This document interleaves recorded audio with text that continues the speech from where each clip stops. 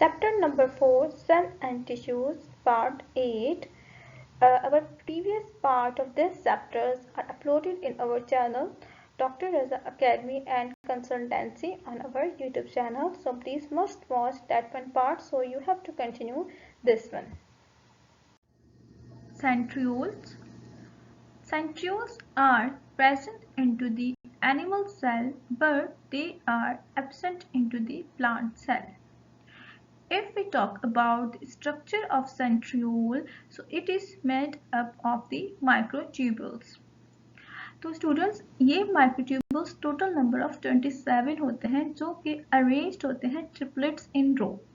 अगर आप इसकी डायग्राम देखें तो इसमें एक जो रो बन रही है 3 माइक्रोट्यूबल्स की बन रही है और इस तरह की टोटल 9 रोज यहाँ बन रही हैं।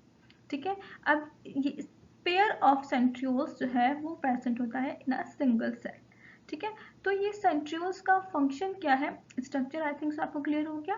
जिस तरह ये 3 ट्यूबल्स है, 3 ट्यूबल्स बन के एक सिंगल रो बना रही है और ये सेंटर में अटैच है और ये टोटल 9 रोज हैं। ठीक है, लोकेशन इनके सेल में कहाँ होती है कि ये न्यूक्लियस के नीचे मौजूद होते हैं।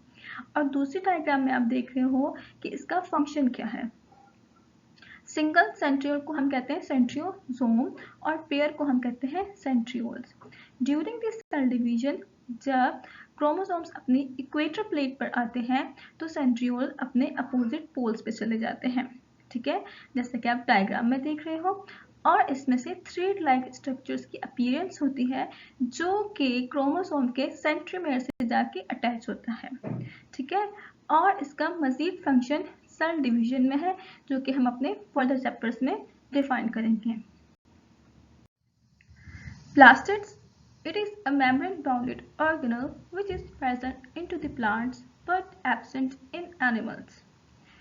In cellular language, actually plastids are the name of colors or pigments.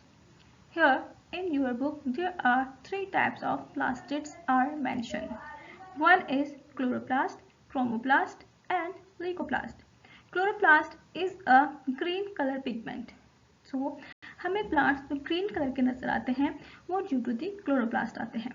Chloroplast का मेजर फंक्शन ये है कि इसमें क्लोरोफिल मौजूद होता है जो कि सनलाइट एब्जॉर्ब करके फोटोसिंथेसिस करवाता है। And you know that photosynthesis is a process by which plants make their food and form glucose which is stored into the starch form.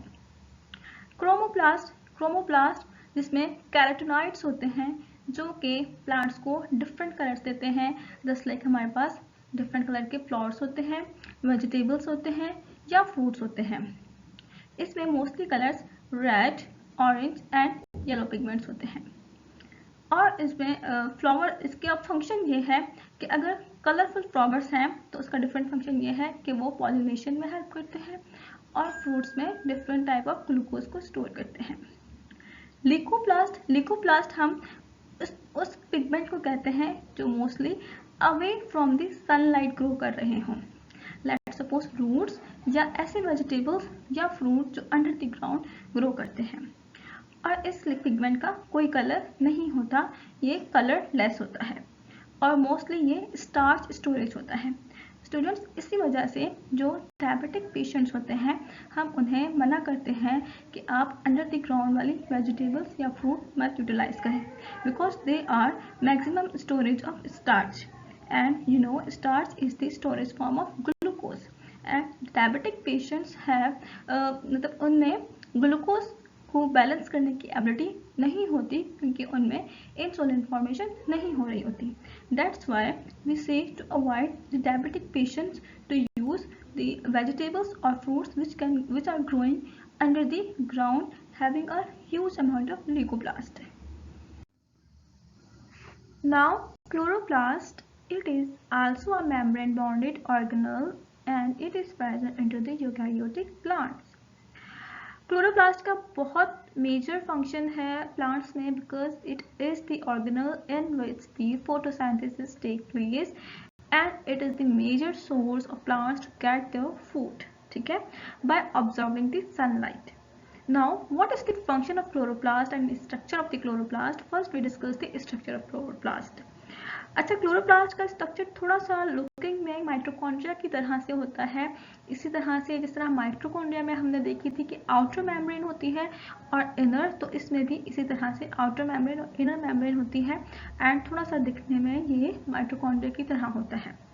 और इसका जो फ्लूइड होता है उसे हम कहते हैं स्ट्रोमा, और इसमें प्लेट लाइक स्ट्रक्चर आपको नजर आ रहा है। इस सिंगल प्लेट को हम कहते हैं थालोकाइट, और इस थालोकाइट की अगर हम बंडल बना लें तो उसे हम कहते हैं ग्रेनम, और ये बंडल ऑफ थालोकाइट ग्रेनम को जो अटैच करते हैं एक दूसरे से उसे हम कहते हैं लैमेला। अब इसी थाइलोकाइड सैक में क्लोरोफिल मौजूद होता है जिससे एक्चुअली फोटोसिंथेसिस टेक प्लेस होती है। Cell size and volume ratio. Actually यहाँ पर सेल के साइज में उसके सरफेस एरिया और वॉल्यूम के बीच में रिलेशनशिप शो किया गया है। तो सेल सरफेस और वॉल्यूम आपस में इनवर्सली प्रोपोर्शनल होते हैं। If cell have a large surface area, so it have a low volume. If cell have a large volume, so it have a short surface area. So this is a simple one technique which is describing in your book. Dr. Raza Academy and Educational Consultancy. Must watch, comment, share and subscribe our channel.